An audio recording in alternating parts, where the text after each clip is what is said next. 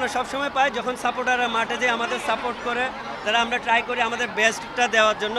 যারা মাঠে আসছেন তারা জানে হাসি খুশি বাসায় যেতে পারে, আমাদের সাপোর্ট করতে পারে। আমি বলবো তারা কন্টিনিউ করবে, আমরাও তাদেরকে ভালো কিছু রেজাল্ট উপহার দেব, যার কারণে তারা সবাই মাঠে যেয়ে খেলা দেখবে। আজকে আমাদের স্কুলে ন্যাশনাল টিমের ক্যাপ্টেন মামুন ভাইয়ের সাথে আমাদের বাচ্চারা খুবই মোটিভেট হয়েছে এবং এই ধরনের সেশন মানে সবসময় রাখলে বাচ্চাদের আরও খেলাধুলার প্রতি ইন্সপায়ার হবে।